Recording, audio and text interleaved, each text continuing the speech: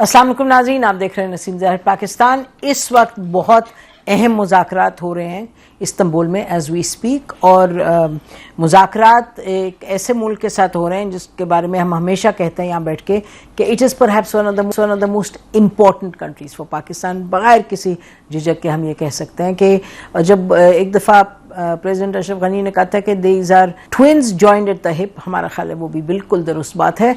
तो सियासत, सकाफत, तारीख, तजारत, मतलब बात करते चले जाएं लोगों के ताल्लुकात, तो बड़ी अहमियत है और बहुत अहम इस वक्त नेगोशिएशंस हो रहे हैं। और आपको मालूम है, अल्लाह का बड़ा शुक्र है कि सीज़ फायर हुआ है, लेकिन एक और बड़ी टेंशन है। The borders are close, borders had to be close because जैसे हमने पहले कहा कि enough was enough, Pakistan had to draw the line, लेकिन ड्रॉ द लाइन के बाद आगे बात बढ़नी चाहिए जो कि पाकिस्तान और अफगानिस्तान इस वक्त इस्तांबुल में करें। नाज़रीन, इस पर बात हम करेंगे आज जरा थोड़ा सा सियाक़ो सिबाक। We will go beyond the talks. Talks में जो हो रहा है वो तो हम यही कह सकते हैं अल्लाह करे बेहतरी हो, लेकिन ये क्या है, ये आगे किस तरफ बढ़ सकता है और पेचीदा मामला है ये बात, इसमें कोई शक की गुंजाइश नहीं कि मामला पेचीदा है, क्योंकि मामला आज का कल का नहीं, ये मामला 40 साल से चल रहा है ऐसे। तो इसको किस तरीके से संभाला जाए, हमारे पास दो ऐसे गेस्ट जो कि इस मामले को बड़ी अच्छी तरीके से जानते हैं। One person is very young. हमारे पास एहसानुल्लाह टीपू महसूद हैं, मतलब कि नाम भी आपका बड़ा भारी सा है। तो ये Tipu is on my show for the first time. Warm welcome to you Tipu. और मंसूर अहमद खान साहब हैं, नाज़रीन, फॉर्मर एम्बेसडर टू अफगानिस्तान। इनके लेक्चर्स, इनकी बातें, इनकी स्टेटमेंट्स हम बहुत सालों से सुनते आए और बहुत सीखते रहे इनसे, और बड़ी उनकी वसी और गहरी नज़र है अफगानिस्तान। बहुत शुक्रिया एम्बेसडर साहब, आपने हमें ज्वाइन किया। तो टीपू, अगर आप इजाज़त दें तो मैं उनसे ही शुरू करूंगी। अच्छा एम्बेसडर साहब, आपसे शुरू करते हैं। ये फरमाइएगा कि ये तो तय हो गया ना कि भाई जो एंटी पाकिस्तान ग्रुप्स हैं उनको जो हुकूमत है TTA की, अफगानिस्तान की हुकूमत, उन्होंने दोहा में ये इन जो कमिटमेंट दी, जो स्टेटमेंट के अलावा जो I agreement which was obviously I क्या वो तो इट वाज कॉन्फिडेंशियल, उसमें कहा था कि जी हम वी विल इंश्योर के एंटी पाकिस्तान ग्रुप्स यहाँ से ऑपरेट ना करें। अब जो गुफ्तगू और ये बताया जा रहा है कि जी गुफ्तगू कोई मैकेनिज्म्स हैं उनको तय करेगी कि किस तरीके से पाकिस्तान के पास अगर कोई कंप्लेंट है तो वो उनको दे, अफगानिस्तान में जो हुकूमत है, फिर अफगानिस्तान की हुकूमत उस पर एक्शन ले। तो आप तो ज़मीनी हक़ाइक़ को जानते हैं दोनों लोग, तो ये जो गुफ्तगू है ये आगे कैसे बढ़ सकती है? जी देखिए, सबसे पहले तो बहुत शुक्रिया आपका इस प्रोग्राम में इनवाइट करने का। 2021 के बाद से जब ये अफगान तालिबान के साथ TTP के इशू पे बातचीत शुरू हुई, तो सबसे जो मुश्किल मरहला, जो सबसे मुश्किल इशू पाकिस्तान और अफगानिस्तान के दरमियान एंगेजमेंट में TTP के इशू पे रहा, वो यही रहा है कि क्या मैकेनिज्म होना चाहिए। और पाकिस्तान और अफगानिस्तान ने फिर इस दौरान में गुज़िश्ता 3 सालों में एक जॉइंट बॉर्डर कमेटी बनाई, फिर foreign office to foreign office भी एक मैकेनिज्म बना ताकि इस मसले का हल निकाला जा सके। लेकिन इसकी जो क्रॉस बॉर्डर एक्टिविटीज हैं उनकी शिद्दत में कमी नहीं आई और पाकिस्तान में टेररिज्म बढ़ता रहा। अब जो ये दोहा में जो चंद दिन पहले जो सीज फायर पे दोनों साइड ने एग्री किया है, वो असूली तौर पर एग्री कर लिया और वो इम्प्लीमेंट भी हो गया, तो ये खुश आइंद बात है। लेकिन जो सबसे अहम नेगोशिएशन वो अब ये जो टर्की में आज राउंड हो रहा है या इसके जो सब्सिक्वेंट राउंड्स होंगे, वो है कि क्या जॉइंट मॉनिटरिंग मैकेनिज्म होना चाहिए। ये जॉइंट मॉनिटरिंग मैकेनिज्म का मामला बहुत मुश्किल और पेचीदा रहा है, क्योंकि अभी तक जो चीजें होती हैं वो वेरीफाइबल नहीं होती, या ये कह लें कि पाकिस्तान फर्ज करें जो एविडेंस शेयर करता है, अफगान उस एविडेंस को मानते नहीं या उस एविडेंस को झुटला देते हैं, उस एविडेंस को रद्द कर देते हैं और वो कहते हैं कि हमारी साइड से तो ये इन्फिल्ट्रेशन नहीं हो रही, ये लोग पाकिस्तान में बेस्ड हैं। और ये इशू मैं आपको एक बात बताऊं, ये नया नहीं है। ये जब गुज़िश्ता हुकूमत जो थी, अशरफ गनी साहब प्रेसिडेंट थे, उनके दौरान में मैं यहाँ DG अफगानिस्तान था, तो उस वक्त हम एपैप्स और इस किस्म के जो मैकेनिज्म इनके साथ नेगोशिएट कर रहे थे। दोनों साइड्स जो बैठती थी, दोनों स्टेट्स के रिप्रेजेंटेटिव जो बैठते थे, फॉरेन ऑफिस के, इंटेलिजेंस एजेंसीज के, GHQ के, DGMO वगैरह, बहुत शदीद डिफरेंसेस रहे दोनों साइड्स के दरमियान के ये कहाँ पे ये जो बॉर्डर है इसकी मार्किंग्स हैं और कहाँ पे फिर क्या किस तरह से इनको मैकेनिज्म्स को कंट्रोल करना चाहिए। उस वक्त इशू फर्क था। उस वक्त अफगान एलेज करते थे या अमेरिकन एलेज करते थे कि तालिबान पाकिस्तान से आ रहे हैं। तो मेरे ख्याल में जो इस स्टेज पे जो मुज़ाकरात है ना जो टर्की में हैं वो बहुत एक पाकिस्तान इस वक्त स्ट्रॉन्ग पोजीशन में है, इसलिए कि दोहा कतर और टर्की दो फ्रेंडली कंट्रीज वो ओन कर रहे हैं पाकिस्तान के कंसर्न्स को, और वो अफगान तालिबान को गवर्नमेंट को भी उनके अच्छे रिलेशंस हैं, तो वो ये कन्वे कर रहे हैं कि आप लोग इस मामले पे किसी तरह से कोऑपरेट करें। तो जब ये मैकेनिज्म बनेगा इसमें मेरा ख्याल थोड़ी सी तवील नेगोशिएशंस होंगी, थोड़े से मराहिल मसले आएंगे, लेकिन ये आके इम्प्लीमेंट बायलैटरल लेवल पे होगा। तो बायलैटरल लेवल पे जो इम्प्लीमेंटेशन होगी वो फिर बहुत इंटरेस्टिंग मरहला होगा कि वो किस तरह उसकी एविडेंस शेयरिंग की जाती है, और उस एविडेंस को अगर अफगान तालिबान किसी तरह से ये अश्योर करा देते हैं और ये नजर आ जाता है कि अब इन्फिल्ट्रेशन में कमी हो गई है या इन्फिल्ट्रेशन खत्म हो गई है या इसमें सिग्निफिकेंट लेवल पे कमी हो गई है, तो फिर पाकिस्तान के लिए आसान हो जाएगा कि पाकिस्तान के अंदर जो टीटीपी के खिलाफ एक्शंस हो रहे हैं और बॉर्डर के जो रास्ते हैं उनको किस तरह रोकना है। ठीक है, ये जी आप फरमा रहे हैं ये तो पाकिस्तान के अंदर जो मामला है आप कह रहे हैं किस तरह सुलझाए जा सकते हैं। टीपू आपने ये सुना जो कह रहे हैं एम्बेसडर साहब, आप इसी सवाल को अगर आप इसी को एड्रेस करना चाहें कि जो मैकेनिज्म पे डिस्कशन है, क्योंकि एम्बेसडर साहब ने फरमा दिया कि जो पेचीदगियों का भी उन्होंने जिक्र किया, मुझे ये बताएं कि जो अफगानिस्तान में जिस नौयत की हुकूमत है आप जानते हैं it's not like you say this is one ministry to ये और ये पूरी आर्मी है और ये इसको हैंडल करेंगे, तो ये जो ग्राउंड पर है हकाइक और जो हमारे पास रिपोर्ट्स आती रही कि जी इनको कवर देती है अफगानिस्तान की जो गवर्नमेंट है या जो फोर्सेस जो भी हैं थोड़ी बहुत, ये सब को देखते हुए आप क्या कहते हैं मैकेनिज्म किस तरह बन सकता है? बन सकता है? इस पे बात हो रही है कि इस तरह के मैकेनिज्म होने चाहिए, लेकिन थोड़ी सी यानी बैकग्राउंड में अगर हम चले जाएं तो पाकिस्तान ने मुसलसल कोशिश की है, बल्कि मेरे ख्याल में मंसूर साहब खुद भी उनका हिस्सा थे।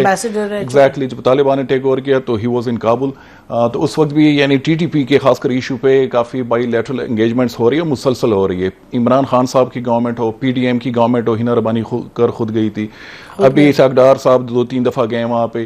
फिर पाकिस्तान ने कोशिश की कि ट्राईलैटरल में इसको लेके आए, चाइना को भी इन्वॉल्व किया 2-3 दफा चाइना के साथ। एग्जैक्टली, तो वो भी चाइना से आप बात कर लें तो उनकी भी सीरियस कंसर्न्स हैं, उनकी भी बात नहीं सुनी गई। एक चीज को समझना चाहिए कि अफगान तालिबान जो है इसको हम जो एस्टैब्लिश है पॉलिटिकल या डिप्लोमेटिक एंटिटी के तौर पे ट्रीट कर रहे हैं, वहां पे मामलात ऐसे काम नहीं करे। काबुल जो है वो आपके साथ काफी कमिटमेंट कर लेगा, मुत्तकी साहब वो खुद भी कुछ लोग कहते हैं कि एडमिट करता है कि हाँ पाकिस्तान के एक कंसर्न्स जो है ये जेन्युइन है, लेकिन जब इंडिया में तो कुछ और जाके कहते हैं, इंडिया में फिर उनकी वही प्लेसेस गेम्स एग्जैक्टली, फिर जब चीजें चली जाती है उनका जो स्पिरिचुअल कैपिटल है यानी कंदहार, तो वहां से सब चीजें जो है वो निगेट हो जाती है, उनको वो कोई सुनता नहीं है जो काबुल में मामलात होते हैं। तो मेरे ख्याल में कि ये कहना कि पाकिस्तान ने एफर्ट्स नहीं की, पाकिस्तान ने बहुत एफर्ट्स की बेशक इसमें और हर लिहाज से की, उन्होंने सबको इन्वॉल्व किया, उसने बाईलैटरल ट्राईलैटरल बाकी जितने भी हैं मॉस्को फॉर्मेट वगैरह, लेकिन कुछ वो उनकी बात नहीं सुनी गई। और मैं तो खुद ग्राउंड पे भी मामलात को देखता हूं, तो ग्राउंड पे जो है टीटीपी हो या कुछ और फैक्शन हो पाकिस्तानी तालिबान के, उनके अलावा जो बलोच आर्म सेपरेटिस्ट है उनकी तरफ से भी, वो भी अब पाकिस्तान कहते हैं कि उनकी भी बेसेस हैं अफगानिस्तान में, तो इतनी शिद्दत के साथ वहां पे हमले हो रहे हैं और अभी तो रोजाना हो रहे हैं, यानी बड़े तर्ज के जो हमले हैं रोजाना हो रहे हैं। कल भी एक एसएसपी रैंक के ऑफिशियल को उन्होंने वो यानी टारगेट किया। तो ये मेरे ख्याल में कि जब तक ग्राउंड पे पाकिस्तान का कंसर्न ही टीटीपी है कि जब तक वो चीज एड्रेस नहीं होगी तो मेरी पर्सनल ज्यादा एक्सपेक्टेशन नहीं है इस प्रोसेस से भी। हाँ, अगर अफगान तालिबान उसको कंटेन करने की कोशिश करते हैं, अभी कुछ इतलात आ रही हैं कि वहां पे पाकिस्तान ने प्रॉपर एविडेंस जो है वो यानी टेबल पे रखना शुरू किए हैं कि फला बंदा फला अफगानिस्तान में यहाँ से ट्रेवल कर रहा है, वहां से ट्रेवल जो टीटीपी के लोग हैं उस हवाले से। लेकिन एक जो अच्छी पेशरफ्त है कि उन्होंने इस दफा कतर को भी इन्वॉल्व किया, उनका बहुत इन्फ्लुएंस है अफगान तालिबान पे, अमरीकी भी उससे फायदा उठाते हैं, ब्रिटिश भी, फाइनेंशियल भी है, खासकर उनका जो कंदहार इशू वो है ग्रुप है, और टर्की के फिर पाकिस्तान से बड़े अच्छे ताल्लुकात हैं। अफगान तालिबान और टर्की के जो ताल्लुकात है वो इतने यानी अच्छे नहीं है जो मेरी इतला है। उसमें ये है कि उन्होंने दोस्तों वगैरह कुछ ऐसे एंटाई तालिबान जो पॉलिटिकल फोर्सेस है उनको वहां पे जो रखा हुआ है, यानी वो टर्की में है, तो उस वजह से यानी थोड़े से मामला इतने बेहतर नहीं है। लेकिन दोहा के हैं। हाँ, लेकिन टीबू और ये एम्बेसडर साहब से भी मैं कह रही हूँ कि ये तो हकीकत है कि पाकिस्तान ने जब एयरफोर्स इस्तेमाल करके काबुल में मारा है तो एक मुल्क नहीं बोला कि ये आपने गलत किया। हाँ, बिकॉज एवरी कंट्री, चाहे रूस हो, चाहे तुर्की हो, चाहे चीन हो, चाहे ईरान हो, सब, ताजिकिस्तान, उज्बेकिस्तान, सबको पता है कि हमारी जो बात है वो जायज है। तो आपने तो मैकेनिज्म के हवाले से आप क्या कह रहे हैं? हाँ, मैकेनिज्म जो है अभी उस पर बात हो रही है, लेकिन अभी मेरे ख्याल में जो चीजें हैं, मंसूर साहब ने बड़ी अच्छी बात की कि दोहा में सिर्फ सीज फायर के हवाले से बात हुई थी, उसमें बाकी चीजें नहीं थी। अभी जो होंगी तो उसमें अब मैकेनिज्म की भी बात होगी कि हम इसको अब बायलैटरल ले जाएं या यही जो है चारों ममालिक की जो एक वो चल रही है तो उस पर बात होगी, और खासकर जो पाकिस्तानी कंसर्न है सिक्योरिटी के हवाले से। ठीक है मंसूर साहब, ये जो अभी टीपू ने भी कहा और आप भी यही फरमा रहे हैं कि भाई जो ग्राउंड पे मामलात हैं, तो मुझे आप दोनों से अभी तक जवाब इसका नहीं मिला कि इसको इस सियाको सबाक में मैकेनिज्म की नौयत क्या हो सकती है। थोड़ा सा नाज़रीन के साथ शेयर कीजिएगा मैसेज साहब। मैकेनिज्म जो है ना ये बड़ा मुश्किल हो जाएगा। मैंने इसीलिए आपको मिसाल दी थी कि जब एक वहां पे Afghan national defence security forces American और यूएस और नेटो की फोर्सेस में थी, तो जो हमारी नेगोशिएशंस अफगान गवर्नमेंट्स के साथ हो रही थी वो एक ऑर्गेनाइज्ड मिलिट्री फोर्स के कमांडर्स बैठते थे, उसमें उनके मिनिस्टर ऑफ डिफेंस बैठते थे, उनमें उसके national security adviser Hanif Atmar साहब थे उन दिनों, वो बैठते थे। तो वो सारी और उनको यूएस और नेटो की बैकिंग भी हासिल थी, लेकिन उस वक्त भी किसी किस्म के इम्प्लीमेंटेशन मैकेनिज्म पे एग्री करना दोनों साइड्स में बहुत मुश्किल हो रहा था। और इस वक्त टीपू साहब ने बिल्कुल सही कहा कि इस वक्त तो अफगानिस्तान में जो अफगान तालिबान की हुकूमत है उसको आप एक इंटरनेशनली रिकॉग्नाइज्ड गवर्नमेंट नहीं है, फुली इंटरनेशनली रिकॉग्नाइज्ड, और कुछ गैप्स हैं, जैसे उनकी जो चेन ऑफ कमांड है वो कंधार से इमर्ज होती है। जो मुल्ला हैबतुल्लाह अखुंज़ादा हैं वो उनके ऑर्डर्स जो तस्लीम किए जाते हैं ऑफिशियली हर तरह से, लेकिन जो ग्राउंड पे जो कमांड्स हैं वो थोड़ा सा उनमें रीजनल एलिमेंट्स भी हैं। मसलन एक तरफ साउथ के एरियाज है उसमें कंधारीज बहुत स्ट्रॉन्ग हैं, जो काबुल और जो ईस्ट के एरियाज हैं उसमें हकानी स्ट्रॉन्ग है, और बीच में और कमांडर्स भी हैं। तो जो हम जिस तरह से एक मैकेनिज्म की बात करते हैं और फिर इंटेलिजेंस शेयरिंग होती है, उसमें थोड़ी सी मेरा ख्याल है जब तक अफगान साइड की कैपेसिटी बिल्डिंग ना हो, थोड़ा सा वो ऑर्गेनाइज्ड उनकी तरफ से उनके इंस्टीट्यूशंस में इंस्टीट्यूशनल एलिमेंट ना हो। और मैं आपको एक बात बताऊं, जब अफगानिस्तान में टेक ओवर हुआ था तो उसके बाद पाकिस्तान ने एडवाइस किया था अफगान साइड को, अफगान तालिबान को, गवर्नमेंट बनने से पहले, कि Afghan national defence and security forces को यकसर बैन ना करें, इसको डिसबैंड ना करें, बल्कि इनके अगर आपको टॉप लीडरशिप से शिकायत है तो बेशक हो, लेकिन आप इनके जो रैंक्स और फाइल को रहने दें, क्योंकि ये कंटिन्यूटी को इंडिकेट करेंगे प्रोफेशनल फोर्स की। लेकिन अफगान तालिबान ने वो किसी भी पुराने स्ट्रक्चर को नहीं रहने दिया और फिर उन्होंने एम्बेसडर साहब ये बात दुरुस्त है कि जो अफगान इंटेलिजेंस है वो स्ट्रक्चर इंटैक्ट है। जब मैं कुछ लोगों से बात करती हूँ जो वहाँ काम भी कर चुके हैं, जो जानते भी हैं मामलात को, वो कहते हैं अफगान इंटेलिजेंस जो है वो कंसिस्टेंटली ठीक है, ऊपर से चेंजेस आए हों, लेकिन उनके जो सिस्टम्स हैं, जो उनके यानी कि पुश्त दर पुश्त, वो कहते हैं वो मामलात वो उसी तरीके से संभालते हैं। Is that your impression?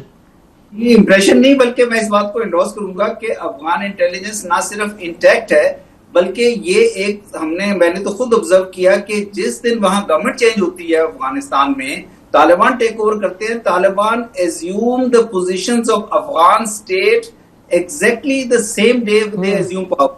तो वो जो अशरफ गनी की स्टेट थी या कारजई की स्टेट थी या यूएस और नेटो के स्टे के दौरान जो स्टेट थी, उन पोजीशंस को, चाहे वो ड्यूरेंट लाइन थी, चाहे इंडिया के साथ ट्रेड थी, चाहे दीगर इश्यूज थे, अफगान तालिबान ने पावर एज्यूम करते ही उन पोजीशंस को एज्यूम कर लिया, ओन किया। अच्छा देखिए, आप जो अभी कह रहे हैं टीपू, जो कह रहे हैं एम्बेसडर साहब के, आप दोनों तो वही बात बार बार कह रहे हैं कि भाई ये स्टेट का वो हाल तो नहीं, वो हुकूमत ऐसी तो नहीं कि जिससे आप कहें कि जी mechanism, this is the impression I am getting. आप दोनों जो बात करें, तो अगर आप ये कह रहे हैं जी हम मैकेनिज्म का वो हमें कैसे बताएंगे, क्योंकि हालात ही ऐसे नहीं है वहां, कोई जो आर्किटेक्चर उधर गवर्नेंस का ऐसा नहीं, तो फिर क्या बात हो रही होगी इस्तांबुल में?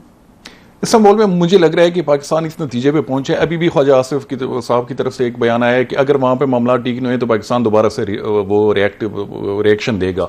तो मेरे ख्याल में कि वहां पे एक लास्ट अटैम्प्ट हो रही है पाकिस्तान की जानिब से, और यहाँ पे वो जो टॉलरेंस है इस्लामाबाद में जो लोगों से बात होती है अफगानिस्तान को जो देखते हैं, तो वो मुझे नहीं लग रहा कि मजीद टॉलरेंस यहाँ पे बची है इस हवाले से। तो एक लास्ट अटैम्प्ट हो रही है कि किस तरीके से भी हो उनको कन्वेंस किया जाए कि आप इन लोगों को कंटेन करें, इनको ना वो आने दें। एक चीज पे पाकिस्तान को भी फोकस करना होगा कि हमारे जो इंटरनल सिक्योरिटी फ्लॉज हैं उसको भी फिक्स करना होगा। वो तो अपने बॉर्डर्स यहाँ पे भी इंटरनल थिंग। मैं कह रहा हूं इस्तांबुल में जो हो रहा है, इस्तांबुल में यही चीजें होंगी कि पाकिस्तान जो है, एविडेंस मेरी अभी तक यही इतला है कि वो वहां पे कि ये चीजें यहां से हो रही है, और टर्की और कतर से कहा जाएगा कि आप लोग यानी आप बीच में इन्वॉल्व हो गए हो तो इनको समझाएं। तो बाकी जो प्रॉपर एक स्टेट के साथ आप इंटरेक्ट करते हो उनका कोई स्ट्रक्चर है ही नहीं है। एक तो सबसे बड़ा मसला इन रिकग्निशन का है कि वो रिकग्नाइज ही नहीं है अभी तक, और उसमें एक और चीज भी आ जाती है। यानी आपने जो स्ट्राइक्स की बात की काबुल में, तो कुछ लोगों से बात हुई इंटरनेशनल जो लॉ के एक्सपर्ट्स हैं, तो वो कहते हैं कि मौजूदा जो अफगान हुकूमत है वो सॉवरेनिटी भी क्लेम नहीं कर सकते, बिकॉज इट्स नॉट एक्सरसाइजिंग जो कि सॉवरेन प्लस इंटरिम गवर्नमेंट है। यही एग्जैक्टली। लेकिन नहीं मंसूर साहब, मैं इससे माजरत के साथ आप दोनों से कि आप दोनों ये फरमा रहे हैं कि मैकेनिज्म की बात में कोई वजन नहीं हो सकता, क्योंकि अफगान जो गवर्नमेंट है इस वक्त इंटरिम, उसके पास वो कैपेसिटी या जो भी आप कहें नहीं है। तो फिर पाकिस्तान की हुकूमत तो बार बार मैकेनिज्म ही की बात करी, मतलब हम तो सुन रहे हैं पिछले 4-5 रोज से लफ्जी मैकेनिज्म है, तो श्योरली कुछ तो सोच विचार की होगी कि उस तरह की स्टेटमेंट आई है, तो कुछ तो होगा मैकेनिज्म के लफ्ज के पीछे। क्या पाकिस्तान सोच रहा है? नहीं, देखिए इस वक्त एक चीज पाकिस्तान की फेवर में है, क्योंकि ये मिलिट्री स्ट्राइक्स के बाद और जो एस्केलेशन हुई उसके बाद अफगान तालिबान के ऊपर कॉन्स्टेंटली प्रेशर है क्लियरली, और इसीलिए आपने देखा कि पहली ही मीटिंग में दोहा में सीज फायर के ऊपर एग्री कर लिया गया, और अफगान तालिबान किसी ना किसी किस्म के मैकेनिज्म पे भी एग्री कर लेंगे। मैकेनिज्म की जो इम्प्लीमेंटेशन का मामला है वहां मेरा ख्याल है पाकिस्तान को एंगेज करना पड़ेगा, क्योंकि अब कुछ भी हो डिफेक्टो जो है अफगान तालिबान रूल कर रहे हैं अफगानिस्तान को, और वो अफगानिस्तान की स्टेट है फॉर ऑल प्रैक्टिकल पर्पसेस। तो पाकिस्तान को जो जॉइंट बॉर्डर कमेटीज हैं और जो हमारे दोनों मिनिस्ट्रीज ऑफ फॉरेन अफेयर्स के दरमियान जो कमेटीज हैं, और ये दोनों पार्ट है अभी इस्तांबुल डेलीगेशन का, तो इनको दोबारा से रिवाइव करके इनसे कुछ रिजल्ट्स लेने होंगे। मेरा ख्याल है कि एंगेजमेंट के अलावा कोई और जरिया नहीं होगा। बिल्कुल ठीक है, बिल्कुल ठीक है, आप सही फरमा रहे हैं। तो आप दोनों का ख्याल ये कि अब एंगेजमेंट जो है वो in end of it self एक नौयत का मैकेनिज्म है कि एंगेज करेंगे, और जो मामलात हैं और मतलब कि स्टेटमेंट्स फॉर एग्जांपल आ जाएं अफगान गवर्नमेंट की तरफ से, काबुल की तरफ से, कि हम पब्लिकली खुल के स्टेटमेंट्स दें, और उसके बाद जॉइंट बॉर्डर जो कमेटीज हैं, तो ये अहम डेवलपमेंट्स होंगी, और देखते हैं कि we'll be focused on what's happening Istanbul. नाज़रीन, इस पर कल भी बात करेंगे। आपका बहुत शुक्रिया टीवी प्रोग्राम में आने का। एम्बेसडर साहब, आपका भी बहुत शुक्रिया। नाज़रीन, अब हम ब्रेक लेते हैं, ब्रेक के बाद वापस आएंगे, बात करेंगे फ़लस्तीन पे। हमारे साथ रहिएगा।